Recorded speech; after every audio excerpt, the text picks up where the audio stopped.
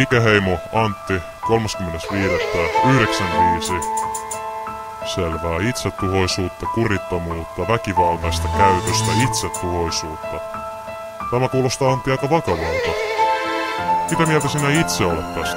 No sanotaan näin, että mä räppään asioista, periaatteista, menestysvaikutuksista, silloin tällöin rakkaudesta. Pienestä asti ollut ihmisille erilainen, kummallinen, jonka pitäis vaan löytää se nainen. Sekoilu aina, tottunut ottamaan hiisisti, hatkanut satoja kertoja, en ottanut rajoista kiinni. Mut miksi? Koska on ollut paha olla, joskus tehnyt mieli kuolla. Miksi onkin suljetulla? En oo saanut haistaa raitista ilman syynä sekin, et on jossu kuolemaan kilpaa. Antti, hyvää iltaa, miten voit tänään? Tehdään suunnitelma sulle, miten paraksi sen nähdään. En vältä uskoa, en pakene annettu hoito. Päätteelen puolesta sanoo lifeissa on toivoa, mut miten on? Siinä on meitsillä kysymys, suurin puheenaihe on unelmien täytymys. Osastoi laitoksi, hoitsuja ryhmiä, terapiaohjelmassa ihan vitu tyhmiä. Lääkkeitä valtaa ja pahoinvointi nuoria, suljetulla huoneella purkamassa huolia. Osastoi laitoksi, hoitsuja ryhmiä, terapiaohjelmassa ihan vitu tyhmiä. Lääkkeitä valtaa ja pahoinvointi nuoria, suljetulla huoneella purkamassa huolia. Ahdistus puskee, kurkku kuristaa, rintaa puristaa, pahoista unista. Unessa se kävelee kantaen lautaa, lapio kädessä, mikä on täyttä rautaa. Jossain kuuluu huuto, aselaukaus kaukaa, ei sen jälkeen kaiva enää itsellensä hautaa. Sit se heräs, mietti mitä just tapahtui, miten alitajunnassa mies itsellensä avautui ja havahtui. Taas sama painajaiseen, mikä viittas miehen nykyiseen tilanteeseen.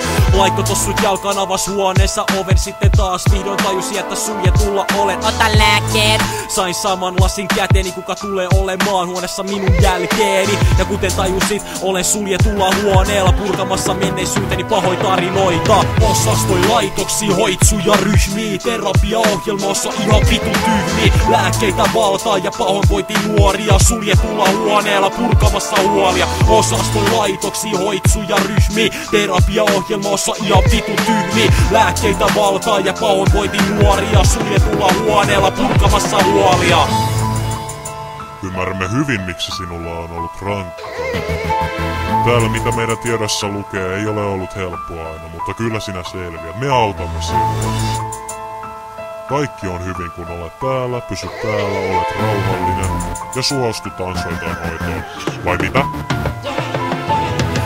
On kulunut erilaisessa elämässä, miettien sitä kun olin lifein alamäessä. Ja kädessä on se sama musiikkisoitin ja hyvä pystynyt kuulee, vaikka oikeesti koitin samoin ajatuksia mitä on pään sisällä, kun joutuu ole elämän sotilas taistelukentällä. Elämällä on aina se sama tarkoitus, vai selvitä siitä kunnes tulee karkoitus ja varoitus siitä mitä tulevaisuus näyttää. Onko joku poliitikko vaikka hepoa käyttää, pysäyttää, niitten on pakko se tehdä.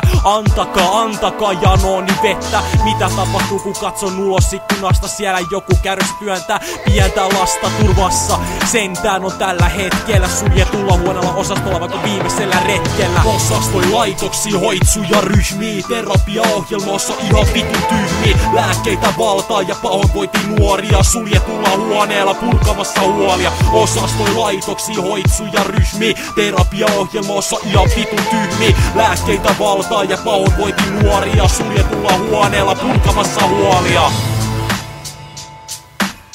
No kyllä sinä täältä saat apua, ymmärrämme sinua. Me autamme sinua. Jos sä vastuut aina satun haitoon, niin kaikki menee erityisen hyvin. Voi mitä Antti, eikö niin että sinä olet samaa mieltä?